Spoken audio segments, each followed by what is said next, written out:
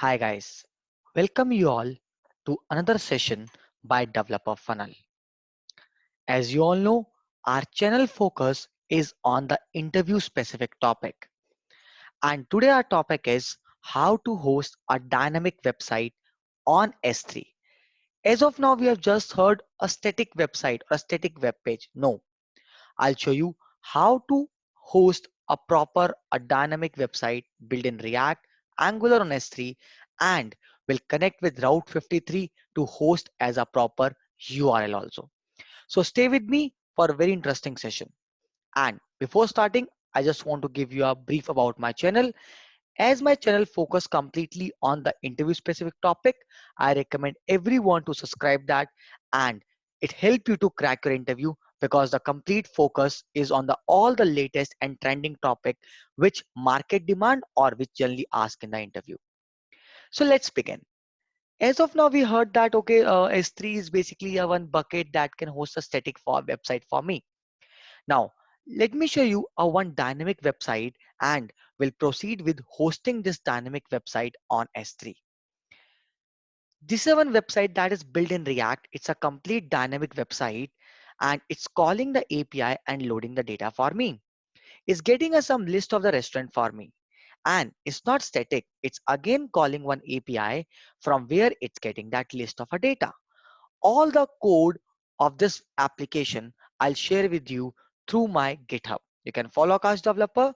There are a lot of code regarding React, Angular, Node, Python, machine learning, AWS. So many code are available. You can follow and take the benefit of that. So this is our complete dynamic website and our target is to host this dynamic website on S3. So let's begin. When we work on this dynamic websites, so what happened after doing a development, how we take it to production? We always make a build of this application. How? Once your application is ready to take, just write npm run build. Once you write npm run build, what this build will do for you? This build is going to create one build folder of our application and that build folder application will go to production. So we'll open this first tab folder and here it's gonna create one file called by the name of build. In this build, my complete application got compiled and ready to consume. Now, your next step will be you have to go to your S3 bucket, create a one bucket. Basically, I have one domain name by the name of akashhanda.xyz where I want to host this website. Means when somebody go to this particular URL, they can see this website running. So how exactly I can do all these things? I'll show you in a while and I'll just open right now. It's going to come as blank for us because it's not yet connected. So we are learning three things here: how to host a dynamic website, how your S3 work, how your Route 53 also work, and how to connect with the DNS. It's quite interesting things that we're learning now. So when I host my website on S3, so I make sure I have to connect with this URL. And when I have to connect to this URL, my bucket name should be same as this particular URL that we are having. Now what I'll try is I'll replicate the same thing that is in our folder on this S3 bucket. So we'll go back to our first app and what all file I can pick, I'll pick those files first of all. Not from the complete folder, open the build folder and pick the file from the build folder because ultimately at the end we just need the build code, no node module, nothing else. Similarly Angular work, in the Angular also make a build and deploy that. Similarly node work or similarly any Python or Java application can be compiled into one single files. Now the storage class which I want to pick for this is S3, basically is a standard. Now storage class determine how frequent you want to access the data.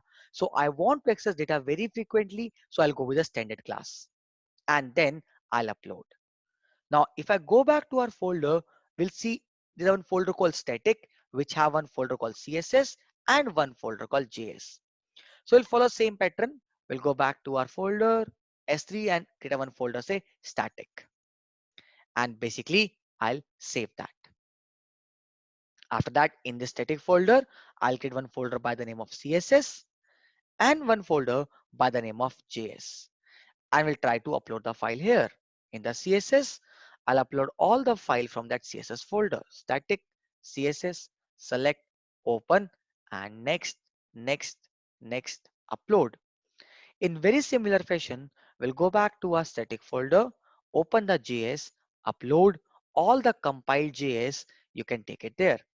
So go back to static, JS, take it and upload all. Same fashion we have uploaded all the things. So we make a same structure on my S3 bucket as it was on my local. Now your dynamic website is compiled and on S3. Now three things you have to make sure. First of all, make sure your bucket have a permission of a public access, and all the file that you have to make it public. Make sure you do this thing, else what happen, some part of the code will run, some part of a code will not run, and you'll think like why it's not running. So to make all of them as a public, I can do through the code also, but I'm just considering the way that I don't know about anything about AWS. With a very, very minimum knowledge, I want to host it. So I'm selecting all the files one by one, and let me just select all and make it public, and then I'll again come back. Or other way of doing that is just select all, go to action and make public like this. So now all my files are public. First of all, we understand how to host a website on S3. Now go to the bucket properties. In the property, one thing called static website hosting, and I'll give my main file that is index.html here and save this. Once I do that, now it gives us one DNS URL. We'll take this URL and run that.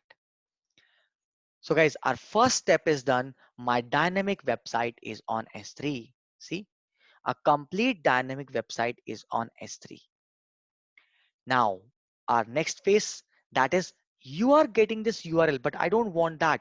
I just want akashhanda.xyz and that website should be visible to me. So what should I do? This is ready. Now we'll go back to the next thing. I'll open a one duplicate tab. Now we'll jump to next service called as your Route 53. So see guys, when we learn a development, no, the deployment is also very necessary here. So we'll go back to service called Route 53. It's a part of networking. Open that. If you don't have a domain, you can buy a domain from GoDaddy or a Big Rock or any website, XYZ website, you go and buy a domain. Now basically we'll say get started now, and we'll say create hosted zone. In the Route 53, create hosted zone. After selecting that, give your URL. My URL is akashhanda.xyz. Make a public hosting and just create. Don't write HTTP, nothing. Your things got hosted and you got NS record, that stands for name servers. Means how that domain is going to connect with this particular URL. You have to pick all these name servers, and what you'll do, each platform like any of the domain platform have different way to map it. The one which I am using have one way to map it in the way that I have to open this URL, means I have to go to the order and I have to go to name server. Everybody have the name server option. Just go to name server, add your name server like this. After that, I'll pick next name server. Why we have so many name servers? Name servers are the one that is connecting. And why so many? For high availability, that they make sure your website is always up and running. So now I'll mark it here. One by one, I add all four of them here. And once I add all four of them, I'll update. Once you update, then now go back to Route 53 again. Say create record set. In this record set, we'll connect our S3 website to this domain name.